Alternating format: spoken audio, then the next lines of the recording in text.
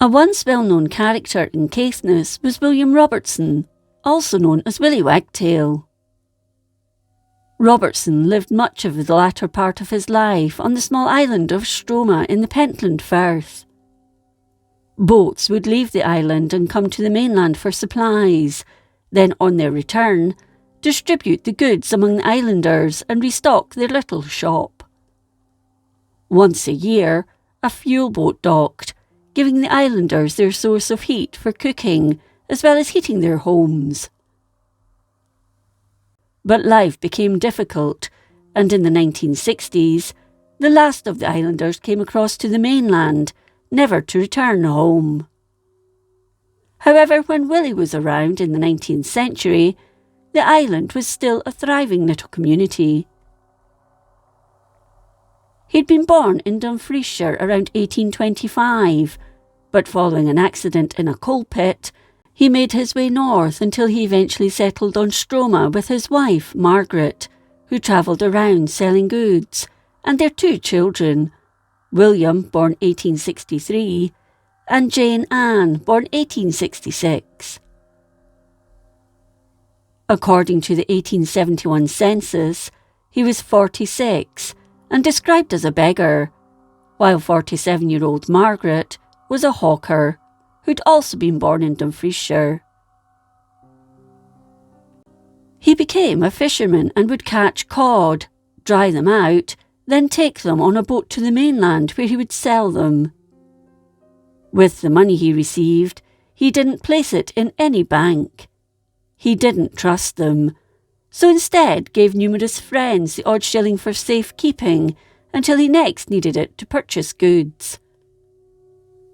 He built up a network of people far and wide, so they didn't confer with each other as to how much money they were keeping for him. Yet what he saved wasn't very much at all, but at least he could sleep soundly in the common lodging houses where he stayed when he was on the mainland.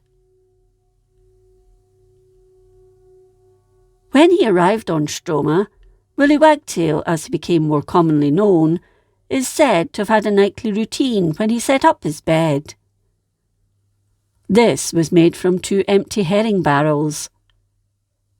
He would discard the lids and place them end to end, putting his upper body in one first, then pulling up the second over his feet. Remarkably, the herring barrels did their job reasonably well. Even though his accommodation was primitive, he still took care of his appearance, especially his white moleskin trousers, which became famous in their own right for their whiteness.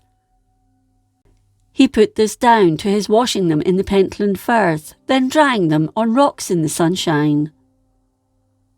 He also managed to keep himself clean by swimming in the sea and having air baths. At this time of his life, he was content and whistled happily most of the time. He also received a good education on the island and was widely read, especially of newspapers, which also helped him when he had a retort to make to an unsuspecting passer-by. How Willie came by his nickname was to do with his coat. Due to the way he walked, the coat-tails flapped like the tail of a wagtail. He would strut about town, and on one occasion, a man known locally as the Pitiful Laird, due to his kind heart, was passing Willie, whose coat was unbuttoned, which at the time wasn't unusual, and remarked on the tail. He apparently said, "There you are, Willie, with your tail wagging," to which Willie snapped, "Yes, Laird, and isn't that pitiful like?" In another incident, he had a run-in with a gentleman who was a yearly visitor to Wick. This gentleman got caught out in the rain while he was on his way to his lodging house after the county show at Harrow Park and took shelter in a local shop. Inside was Willie, who asked the stranger where he came from. The gentleman recognised him straight away, and being mischievous, He decided to have some fun at Willie's expense. In response, he feigned a foreign accent and pretended not to understand Willie. Willie then asked him if he'd ever visited Thurso. "Thurso? Is that a place hereabouts?" asked the gentleman, still in his fake foreign accent. Willie was becoming a little more than annoyed, but continued, "You surely have heard of Castletown, where they make flagstones and sell them to all parts of the world?" he inquired. The man replied that he could still not understand him, and would be as well asking him where heaven was, but Willie realised the man's English was good. In response, he apparently looked down at his bare feet, as he was so poor he didn't have any money to purchase shoes, then whacked the gentleman in the face with his bare toes and said, "Boy, I believe you." Willie hadn't recognised him, which was unusual for him.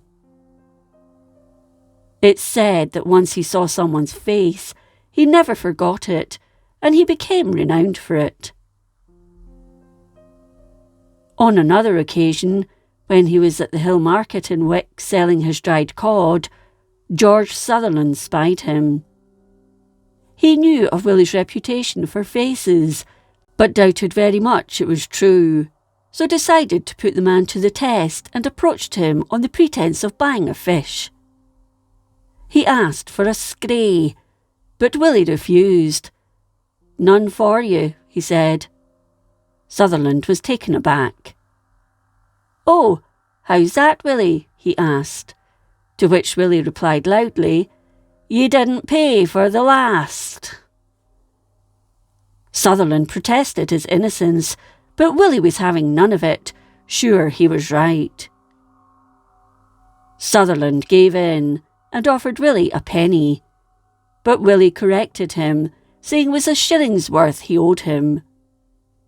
Sutherland wasn't going to pay a shilling, and told Willie he must be mistaken, thinking there was no way he could possibly remember him. But Willie did. "Who am I then?" he asked. Willie was indignant and told the man he knew every one of his customers, and he'd been one of them. "What's my name?" asked Sutherland again. Willie replied, "As if I didna ken my customers. What's your name?" "Geordie Sutherland, as if I didna ken." He had proved his point. Willie Wagtail's tongue was sharp, and he was always ready with an answer. Sometimes that answer could cut like a knife. Once, a woman asked him if his feet weren't cold, as he was walking past her barefoot. He took it the wrong way and replied, "Isn't your tongue sore wi' blethering?" On another occasion, the son of a prominent merchant who had a reputation of being lazy pointed Willie out to a visitor, but Willie heard him and quipped, "Who would have thought that your father could make as much out a pack as would keep a blethering gappus like you idle?" The young man was mortified. As mentioned before, Willie was a poor man. There are many tales from locals about him knocking on doors and asking for money, and most of the time he managed to con the person out of a penny or two. There was a lady in Wick who'd also been a native of Stroma, but who married a local man and moved to the mainland. One day, Willie chapped her door and asked for money, but she claimed she had none to give him. He badgered her, but still she refused. Then Willie reminded her of when she'd been young on their island when she wore rags and had lice in her hair. "Geese a piece," he demanded. She gave in. On another occasion, Willie outwitted a mason who was working in Wick. He asked him for a penny, but the mason said the smallest denomination of money he had was a shilling. Willie dipped his hand into his pocket.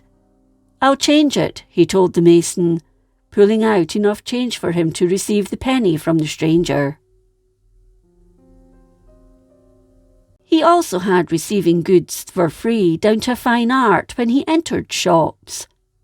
He never entered with the usual greetings, but asked what they could give him that day. Some would offer something simple like a cake or scone, but Willie bartered for something else which he needed that day and which cost considerably more than the cake or scone on offer. In later life, Willie was often seen at cattle auctions and local markets, with his hands held out, asking for a penny as he leaned on his wooden staff. By this stage, his hair was white, with a beard to match, and still he walked about with no shoes on his feet, although it's known he possessed a pair of boots.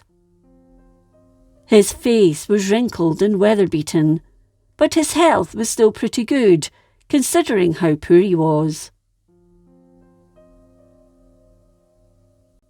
Willie Robertson became one of the Caithness originals, and a few photographs of him survive thanks to portraits taken in the Johnson studio in Wick during the early 1900s.